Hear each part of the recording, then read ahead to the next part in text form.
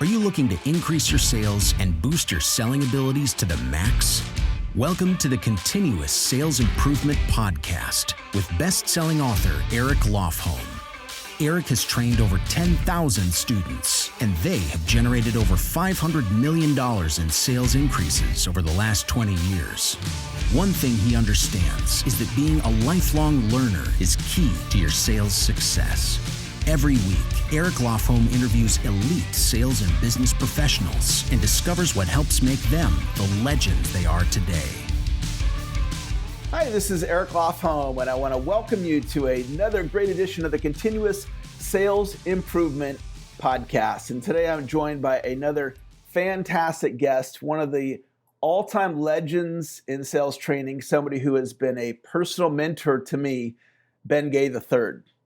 Ben has worked continuously as a commissioned salesman since he was 14 years old. When he was just 18, Ben was the #1 salesperson at Macy's Atlanta, as well as the youngest buyer in Macy's then 100-year history. He was the #1 salesperson in a large organization of manufacturer representatives, in a major food brokerage company, and the largest network marketing company in the world at that time, in a 50-year-old management consulting firm, and in yet another international direct sales company. In fact, Ben Gay has been the #1 salesperson in every organization he's ever been in. And through his coaching, consulting, books, and audio programs, video programs, newsletters, telesales, seminars, speeches, and seminars, Ben Gay has helped train directly and indirectly literally millions of professional salespeople around the world. Ben, I want to welcome you to the podcast. Well, thank you very much, but you're free to go on. I was enjoying listening to how wonderful I am. So if at any time you want to interrupt me and throw in something else about how wonderful I am, go right ahead. Well, I want to start off with something that speaks to what an incredible human being that you are. And it's how you and I met. And I was giving a speech one time, and somebody came up to me and they said, The Closers is the best book ever written on the subject of professional selling. And at the time, I wasn't familiar with it. And they happened to have the phone number to Hampton Books. And so they gave me the phone number, and I put it in my coat pocket. And I don't know, a month later, I looked in my pocket, and there was the phone number. And I picked up the phone, and I called the number. Yep. And, of course, you answered the phone. And I didn't know it was you. And so I was just calling, inquiring about, the Closers. I heard about this book, and you went in and you told me about, well, there's the Closers and the part 2 in the newsletter and so forth. And the next thing you know, out came my credit card, and I bought the program.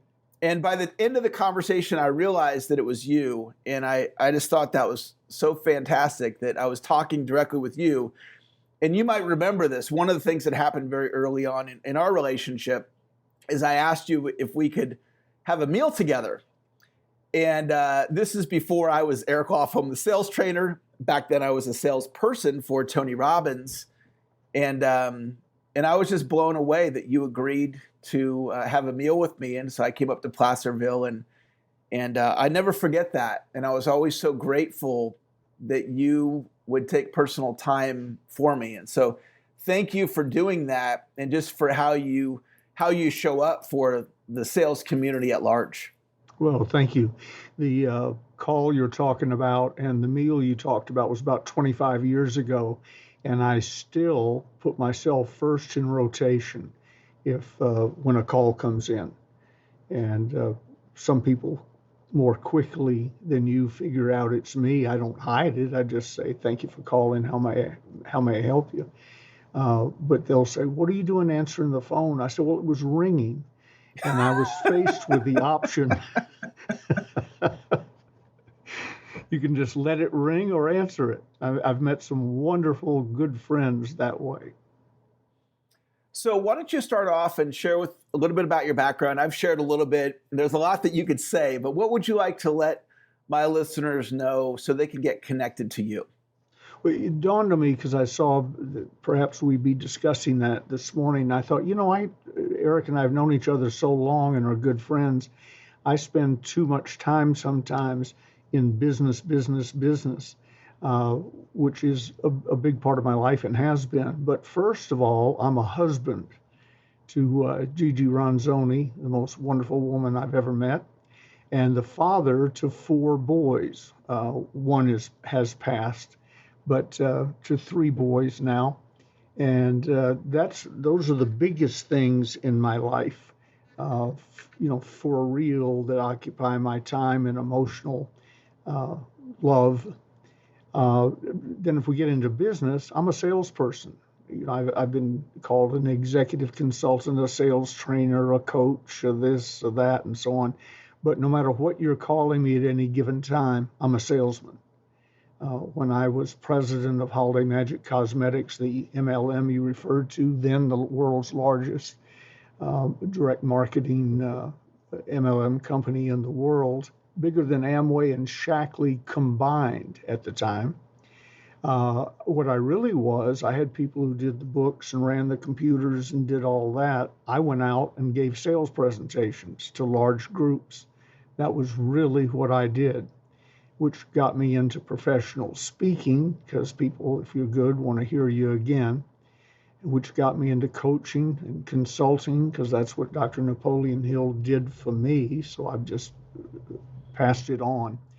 But that's really what I am. I'm a high school graduate who's been selling his entire life, actually before 14, but those were fundraisers for schools and so on. But at 14, I owned my own business that employed in the growing season 20-25 of my friends, and we mowed every neighborhood lawn within blocks of where we lived. And our little trick was I did the sales, I did the inspection, I did the collecting, and I told them they could pay us whatever they thought the job was worth. And then whatever they paid, I split that with the person who did the work, which sounds sort of scary, but my father had taught me a trick. If you sell it that way, the customer will pay you 2 or 3 times more than you would have ever asked. So I was happy. I made as much as I would have made if I'd mowed 25 lawns that day. My friends were happy. They didn't have to give sales presentations. And soliciting jobs in the hot Atlanta sun is easier than mowing lawns in the hot Atlanta sun. So everybody won. But I've been selling. I never knew anything else. My father was a salesman. All of my aunts and uncles were in selling and or owned their own businesses, which meant they were in selling. All of my mom and dad's friends were successful. I was raised 2 blocks out the front gate of East Lake Country Club in Atlanta, Bobby Jones' home course. So I hung out with, quietly, I wasn't allowed to speak, but I hung out with, whoever the chairman of the board of Coca-Cola was at the time, the founders of Home Depot, et cetera. So my comfort zone, Jim Newman created that term years later, but my comfort zone was set high. I didn't know anything but selling, and I didn't see anything but success. So it was easy for me to do. Fantastic. Well, what would you say, Ben, is your best sales increasing idea? Well, first of all, the 3 rules that I go by and that teach other people to do: wipe out 85% of all the problems in selling. Pick a quality product or service. That's number 1. Don't come ask me how to sell some crappy product or service that's overpriced and so on. If I knew, I wouldn't tell you, and except for cheating people, I really don't know. So you pick a quality product or service that is competitively priced, doesn't have to be the cheapest, but competitively priced, so you're within striking range, and spend your days talking to qualified prospects, qualified spiritually, financially, geographically, whatever. But there are certain qualifications. I'm not a good prospect, for instance, for selling a backhoe to. I don't know how to run one. I have no intentions of running one. There's no sales presentation on earth that would get me to buy a backhoe. So for personal use. So those are the first 3 rules. We'll wipe out 85% of the problems in selling. And then with that done, I immediately go to work standardizing the presentation. Some would call that scripting, and people go, oh, I'd never work on a script. Well, if you've been in selling over 30 days, you're on a script. The trick is to discover, was it a quality tested script or something you just drifted into through laziness and slothfulness. And then if I'm running a sales organization, once I've got the script nailed down, I enthusiastically motivate them to use it with the underpinning of them understanding it's not a suggestion, it's a job requirement. We built Holiday Magic Cosmetics up to taking in $1 million a day in 1967, $68. That's when we hit that threshold. And the way we did it was every single invitation to a meeting was scripted. In fact, I eventually got Earl Nightingale to record it. We gave him a record. Go home and listen to this. And Earl would say exactly what they should have said. So if they were shy, we had a record to back it up. Then they came to a meeting, and a person got up in front and gave it 47-minute plus a film, so it was roughly 60 minutes, a 47-minute word-for-word presentation. We had 5 major companies, each in 20 different countries. And at 7:59 local time, no matter the language or the product, somebody stepped to the front of the room and said, "Good evening, ladies and gentlemen, my name is blank, and I'm a general distributor with blank, and it's my pleasure," and went on for 47 minutes. Then at the end of every film and every language, every meeting the film had just run, it would say, "Turn to the person who brought you here and ask how you can get started in whichever company they were at." And the lights came up. The person whipped out their yellow legal pad and started drawing circles. And they gave 6, if they had to, they gave 6 scripted closes. Close 1 if you bought, fine. If you didn't, close 2, 3, 4, 5, 6. Word for word, no options. And based on that, we were at $1 million a day rather quickly after I came to California in early 1967. Then, just hitchhiking on that scripting thing, when I opened the 800 call center industry with the National Communications Center, it was deathly quiet in the control room for a few days, but then the phone started ringing. Within a couple of years, we were up to 50 or 60,000 calls a day coming into the room. And everybody in that room answered the phone on a script exactly the same way, every time. Not too far from what I say when I answer the phone here. "Thank you for calling. How may I help you?" But when somebody said, "Ask," in the ad said, "Ask for operator 760." Now it would all be on computer. Back then it was a big, like a Sears Roebuck catalog. The lady generally, we had some male operators, but the lady generally answered the phone with the script, "Operator 760, please." And she would flip to page 760 and say, "This is operator 760, with fill in the blank, sharper image, Xerox, whomever." And I've been asked to and read that entire script. So 60,000 times a day on a good day by script. And if we caught you off script, you got 1 warning. If we caught you off again, it's been nice. Give me your office key. And how did you learn scripting? Was it intuitive to you, or did a sales trainer teach it to you, or how did you come to those conclusions to develop that type of a system? Well, when I joined Holiday Magic, Zig and I and Jimmy Rucker, the greatest salesman that ever lived, in my opinion, when the 3 of us joined Holiday Magic, we were given some scripts. They were primitive. The company wasn't even a year old yet, and even they didn't understand the value of scripting. But we were given some scripts to learn. Well, I don't have to learn scripts. I'm Ben Gay, the son of Ben Gay, the big food broker. And I know that all you have to do is smile, have a good handshake, and shiny shoes, and the world opens up to you. Turned out that wasn't true. So I'm guessing 6 months into being a distributor with them, having not made a dime, not even a penny changed hands. I didn't sell a tube of lipstick to my mother, if that gives you any inclination of how aggressive I was. I walked into the Georgian Terrace Hotel in downtown Atlanta one evening for the one of 5 or 6 meetings we had every week, Monday through Friday, and I think we did a Saturday one too. I walked in, and Bill Dempsey, my sponsor, said, "Ben, I need to speak to you." I thought, probably a promotion or something. So I walked over, and he said, "Ben, I don't want you coming to the meetings anymore." And I said, "Why?" Well, first of all, that wasn't an option. We now had $5,000. That's 50,000 in today's money, sunk into a room full of cosmetics. It had to be sold because I owed that money to other people.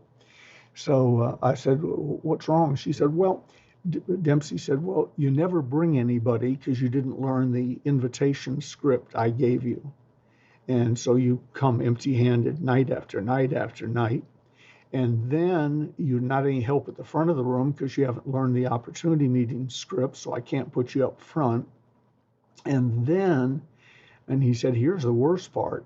When the film says turn to the person, etc., and the lights come up, you don't have anybody to talk to. But because you're here all the time, people think you're doing well. So we had a system. If you couldn't close your prospect, you raise your hand, and somebody more experienced would come over and help you close them. So people raise their hand, and you, being a nice guy, run over, but you don't know the closing scripts. So you not only didn't bring anybody, you blow their prospects off. Mm-hmm. So frankly, you've become depressing. And I had never heard Ben Gay and depressing in the same sentence. I was voted wittiest in high school. In fact, I was so witty, I was thrown out of 2 high schools. So, being called depressing was beyond me, coupled with the fact I didn't have that option. If I had to break into the room, I was coming. So I said, "How do I get out of this?" And he said, "What you do is you go home and learn those scripts I gave you. And when you can stand in front of my desk and give me the scripts word for word, not thought by thought, and both the invitation, the opportunity meeting itself, and the closing scripts, then I'll let you come back." A week or 10 days later, I was standing in front of his desk, and I did all the requirements. And I said, "What now?" He said, "Here's an idea. Why don't you go take that recruiting script you just learned and say it to some people?" Oh, that is an idea. So 2 or 3 nights later, I walk into the room with 5 buying units. Husband and wife is one, man by himself one, lady by herself one. 5 buying units because I used the recruiting script. They gave the meeting. They weren't brave enough to trust me at the front of the room yet. Lights came on. I got out my legal pad, started drawing circles, and all 5 people, one needed a few days, gave me a check, but he said, "Don't cash it because it won't clear." One needed a few days, but all 5 wrote checks for $5,000. That's $250,000 that night, and I had made 35. I made $25,000, $30,000 right then. That was more than I was making in any 2 years in my life. So I said to myself, those scripts seem to work. So I started using the scripts. Jimmy and I, having made nothing for 6 months, made $101,000 part-time. In the next 6 months, adjusted for inflation, that's a little over $1 million. And we were off and running. So your original question was, how'd you get onto scripting? A, I was forced onto it, given no choice. And then B, I saw the enormous results. And a couple of years later, having won a contest where I beat Zig, year-long contest, I won the presidency of the company. And the first thing I did when we landed in the office, was I said, "Get me copies of the script," because I knew the flaws in the script, good as they were, and I started rewriting them. And then it went from not a suggestion. In the old days, when I joined, if you were good and you could close people, nobody cared what you were doing. But I found out until I could duplicate what I was doing with milk truck drivers and people with no sales background at all, we didn't really have a future. And we went from, I'm guessing, 100,000 a day to 1 million a day rather quickly, and the answer was scripting. For So if those any of of your you, people are listening and are saying, well, I'll never be on a script, you're a fool. You're a fool. Get on a good quality tested script and refine it and hone it and sharpen it. And when you get it right, that's what you use. yeah, and Ben just gave us some incredible gold. And I've been teaching scripting for many years, and I just got some insights from what Ben just shared. That was just tremendous content. Go back, listen to that part again and again and again and again and again, and really drive that home so you can begin to, if you have resistance to scripting, let go of resistance and embrace it. And let me repeat, Eric, they're already on scripts. Right. You tend to say the same thing over and over and over again. So, you're scripted the way you brush your teeth. If you video yourself brushing teeth 2 days in a row, you do 16 down here. You're not counting, but you do 16 down here and 14 up, whatever. Your whole life is scripted. The question is it a good script? Yep. Excellent. That's a great point. So, Ben, let's shift gears and let's talk about setbacks. Is there a setback in your life that you'd like to share, and what's something you learned from that setback? Let me just run through the three that came to mind when you said it. I hate those. You worked with Dr. Hill. What's the three most important things he taught you? Well, he taught me 300 things. So what are the three most important? What day? But the answer to your question is the big setbacks in my life were, Freud said that the three worst things that could happen to a person, he said a man, because that's what he was talking about at the time, are that he turns 30, he's fired, and his father dies. I'm sure if he were alive today, he would bump up to 30, maybe 50 is the new 30. But when he turns an age where you go, oh, childhood's over, this is getting serious, and you're fired, that's humiliating, and your father dies. And for a man, that's usually crucial. That would be one, and they all happened to me in 6 months. Turned 30, got fired, dad died. In a 6-month period, and it dropped me to my knees. The second thing that comes to mind is I went broke. I lived in one of the biggest houses in Marin County, the wealthiest county, first or second wealthiest county in the nation. I was Ben Gay, the president of the entire operation, over all the presidents in our subsidiary companies and so on. When I walked into restaurants, everything stopped. That's Ben Gay in Marin County. Didn't work well in Cleveland, but in Marin County, I was a big deal. Well, after I got fired, they paid me a lot of money to stay home and not start a rival company for a while. But after a while, the company got in financial trouble and those payments stopped. But I didn't stop. My wife and I continued to live at the level we were living, which was a good level. And because the money's always going to come, salespeople believe they can sell their way out of trouble. But I wasn't selling. I wasn't doing it at home. I was just sitting at home being retired. And one day I heard the garage door open when there was no reason for it to open. And I looked out the window and my Corvette was going down the driveway. It had been repoed. And a few days later, I forget the exact, the Corvette really stung. That was my favorite car. A few days later, a Cadillac disappeared, and then one day at the grocery store came out and a Lincoln wasn't there anymore. All three cars had been repoed, and then the foreclosure notices started coming, and we lost the house. I visited it the other day, by the way. Some nice people are currently in it, and because Gigi hadn't seen it, so I got him to give us a tour. The house was foreclosed on. And I left Marin County in a borrowed Mercury Bobcat to come up to the area where we live in now to start again. That was an attention getter. With a nickel in my pocket. I left Marin County with 50 cents in my pocket and I'd never driven up this way before. Didn't know there was the Carquinez Bridge, which was a 45-cent toll. thank God. If it had been a 55-cent toll, I wouldn't have been able to cross it. I had 50 cents in my pocket. Wow. And drove into this town in a borrowed Mercury Bobcat with a nickel in my pocket. That was a little setback. All three have a similar answer. And then, as you know, because I remember the day in the seminar where you heard it for the first time, I didn't know it was a secret.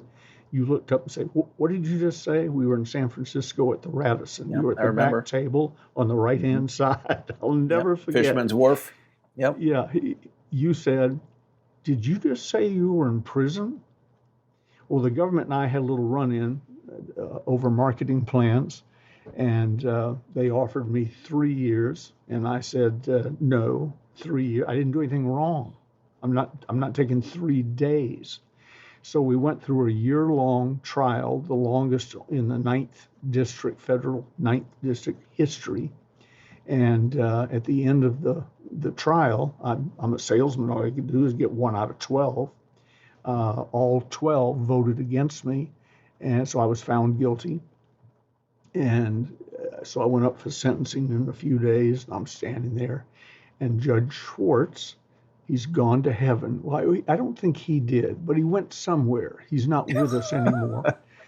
Judge Schwartz flips through the reports like we hadn't just spent a year together, and he says, "Mr. Gay, you're one of the brightest people I ever met. What a shame that I'm going to have to sentence you to 15 years in federal prison."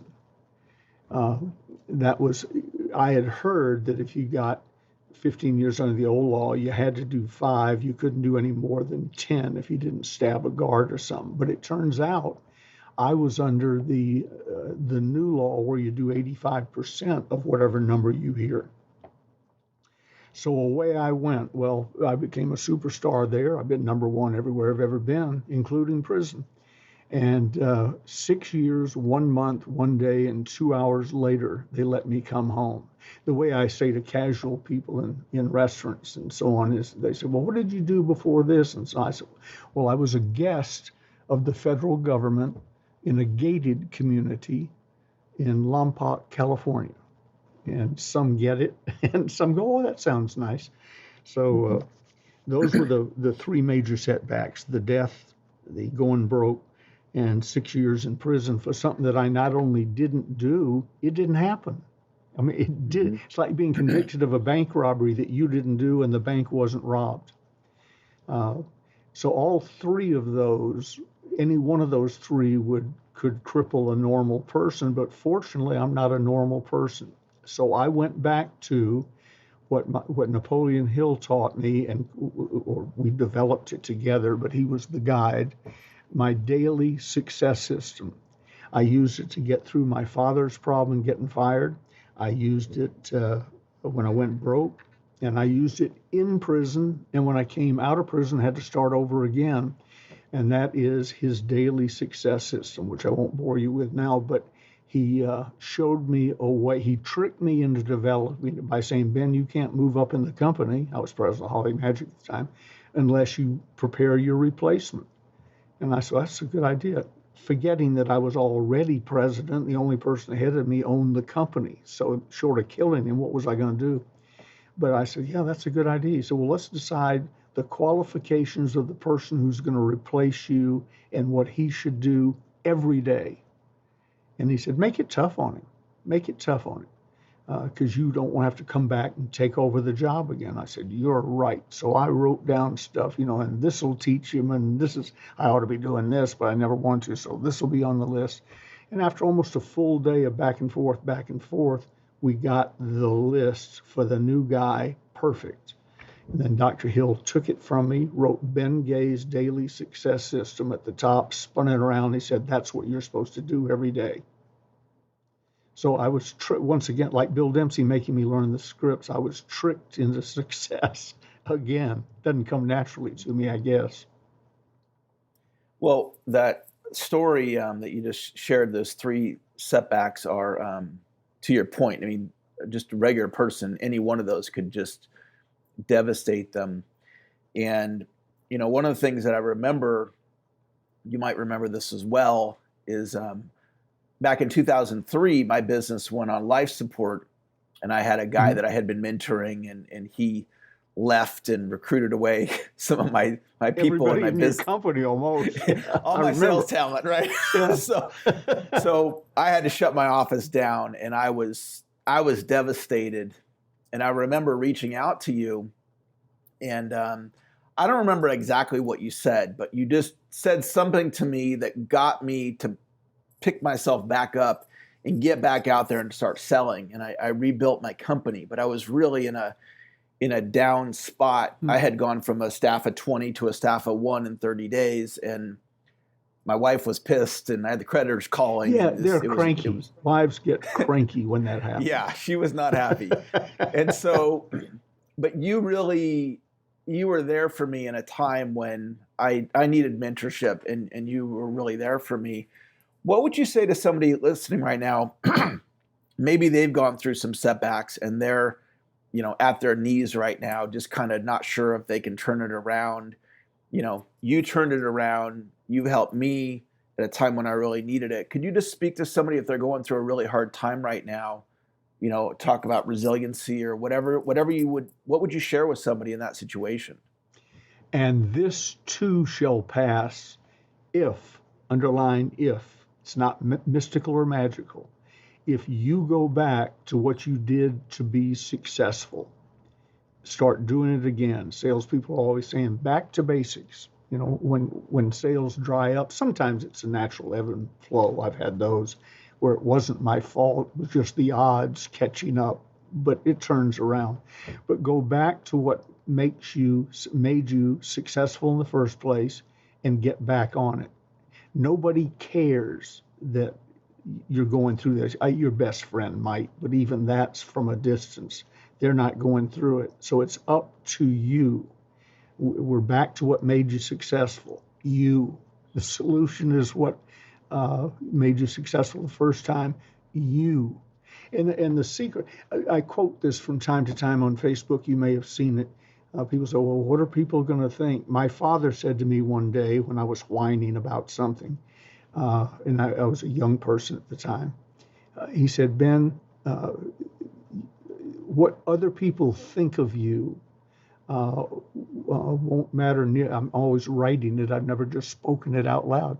What other people think of you won't matter as much once you realize how infrequently they do think of you. When I came out of 6 years 1 month, 1 day and 2 hours in prison, I came home to Gigi, who had waited. She wasn't my wife when I went in. I courted. By the way, you don't think I'm good at direct mail? Through the mail and an occasional phone call, I courted Gigi. We weren't together when I went in, and got her to hang on for all that time. And she was there to pick me up when I came out the gate. So that was probably my greatest sale of all time. But anyway, Gigi said, well, what are we going to do? Which is Latin for, this is a small town and people probably know you were in prison. They know I was dating an inmate or writing to an inmate.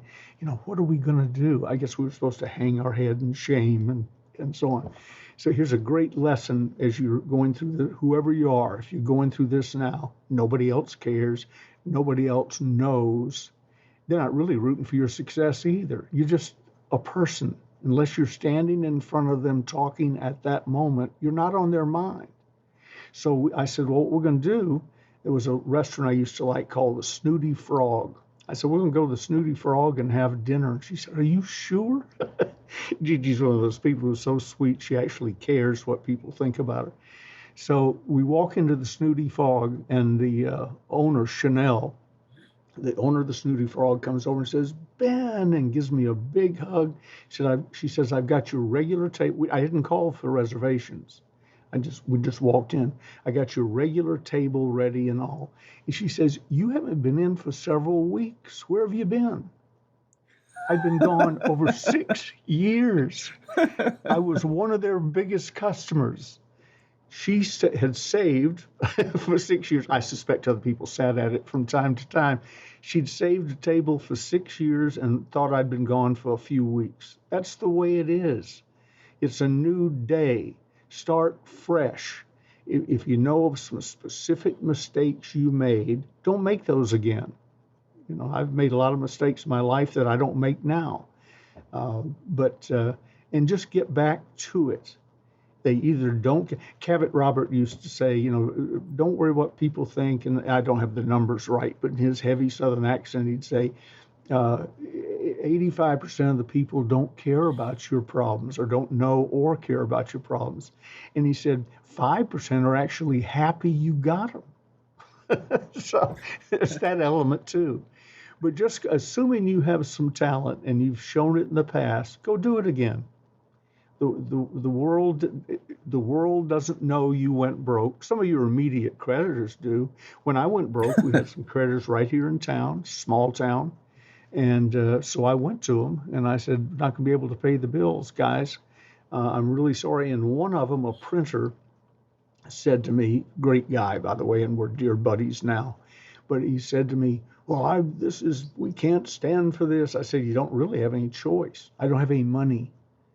And he said, well, what am I going to do? I said, I don't know. Well, if I'd only known this, I said, that's a great question or observation.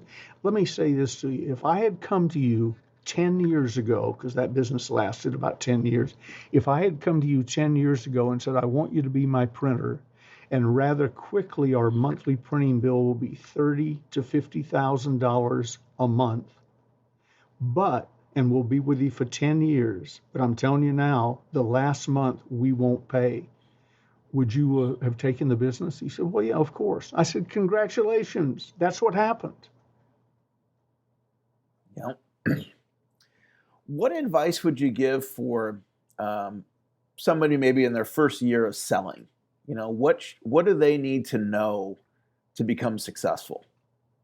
You got to learn the product and all that. That's automatic, but product knowledge is usually less than 10% of the equation because most products aren't really that difficult to figure out. So that's important. But you must learn, this is a profession. Practice properly selling is the highest paid profession on earth. And here's the good news. It doesn't have any qualifications. No one has ever asked me if I was a college graduate or did this or did that. All they want to know is, can you sell? Can you close? And after a while, you build up a reputation for that. No one has asked that in 30 years or more. So understand this is a profession. It's a skill, and you should learn it. And the simplest ways in the very beginning are to find out who's the number one salesperson where you are. And then make sure he or she is honest and doing it ethically. Sometimes the number one salesperson briefly isn't really the best. They just have the highest volume, and those people never last. So what you want to find is the highest paid, number one, number two-ish salesperson in this organization who's doing it honestly, and then shadow them. Act like you're drinking water within hearing distance. Ask them if you can shadow them. Ask if you can sit with them in a presentation, whatever. And get as close to doing what they're doing as humanly possible. There's a reason they're number one. I took a guy out. I was doing some work for SCI. They're the Funeral Home People Service Corporation International. They run funeral homes, but their sales organization, when Uncle Harry is dead in the trunk of the car, it doesn't take a real salesman to say, bring him in. We'll embalm him for you.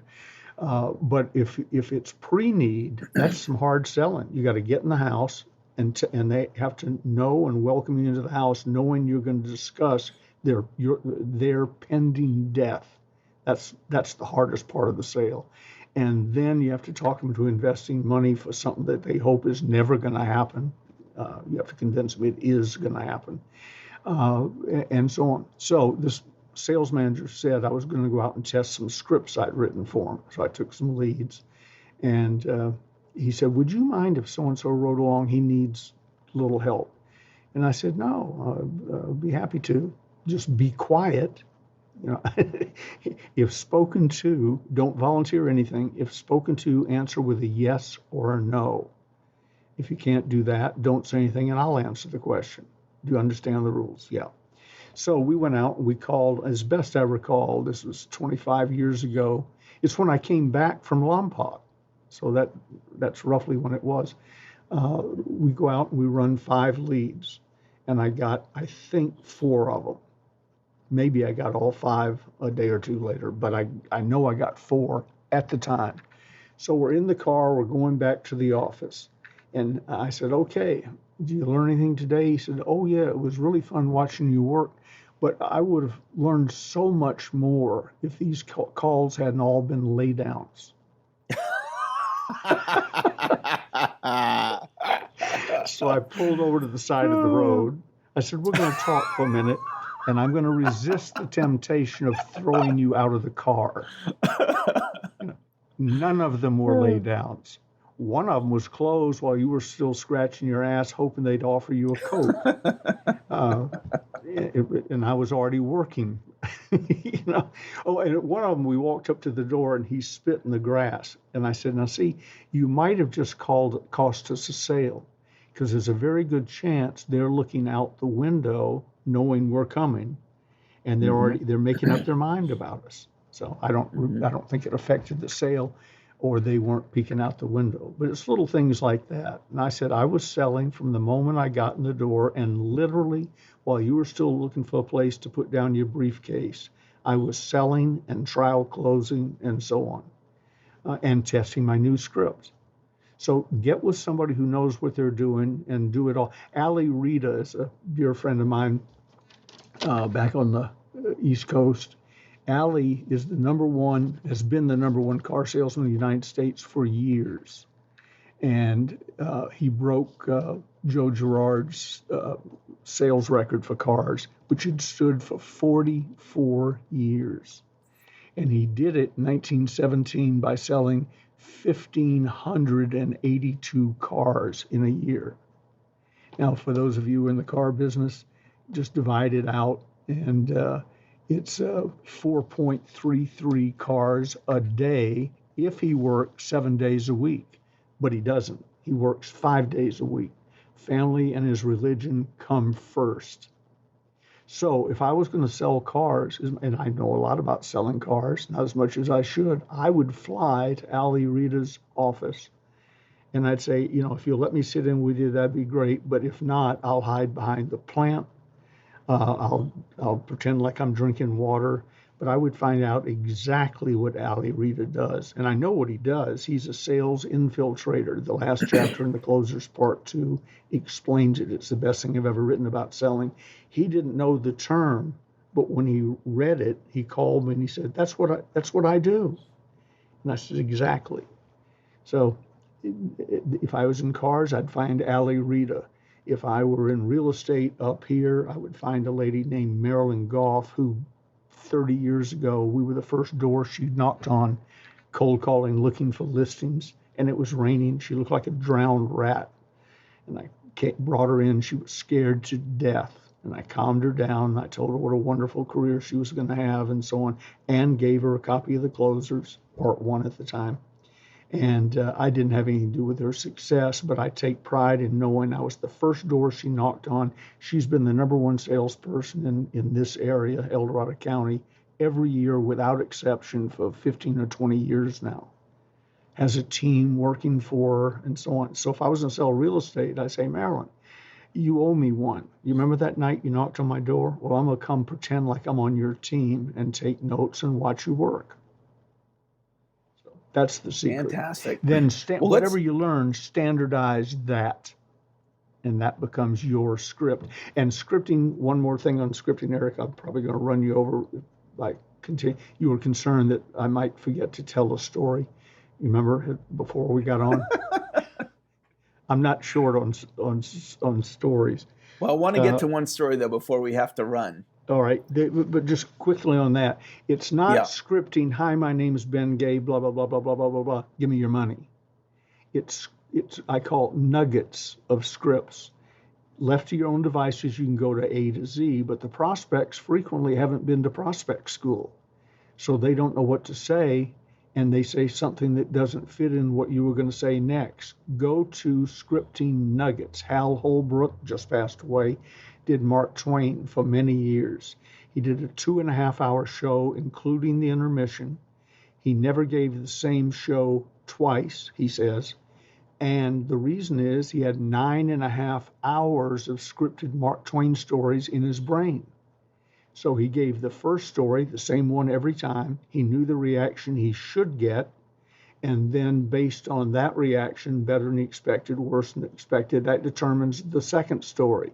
But the second story is scripted, word for word. You know, from being in some seminars I've done, I walk on stage, get a standing ovation because someone was bright enough to read the introduction I wrote for them. We don't leave it to chance. You know, so he says, well, I'll take a look at it. And I said, no, you will read it. Or when you say Ben Gay, I won't come on. I'll probably be out in the parking lot looking for my car. You will read it because I want to control the environment. So they read it, standing ovation, haven't done anything to earn it, but standing ovation always. Then as they're settling down, I always say, my Hal Holbrook first story version, I always say, okay, let's get the Ben Gay thing out of the way. And based on their reaction to that, determines the next thing I say. But whatever the next thing I say is, it's scripted. I've done it 1,000 times. Sorry. So the last story I want you to share is, you are famous for, among other things, the Closers book series. And so why don't you share how that came about, and, feel free to, encourage people to get the Closers. I purchased from you. I love your products. They're fantastic. So why don't you share that story, and then, feel free to promote it and let people know how they can get in touch with you. Eric is talking about what we now call the Closers Part 1. In the beginning, it was just called the Closers. And down here under my name, it says editor. I didn't write the first version of the Closers. When I had the National Communications Center, the 800 call center thing, we were looking for, when I started that industry, 95% of Americans didn't know that an 800 number was free to them. And therefore, probably 95% of the advertisers didn't know the advantage of having an 800 number in their thing. So we used to look for ads that didn't have 800 numbers, clip them out with a penknife, and put it with the first letter in a series of 5-letter scripts in print, but they were scripts. Hi, we saw your ad attached, ta-dum, and it would do 35-40% better if it had an 800 number in it. This is before websites, 800 number and website. Now is the power thing, and so on. As I was clipping out this little teeny ad in the Wall Street Journal, I saw the word Closers. I thought, that's interesting. What's that?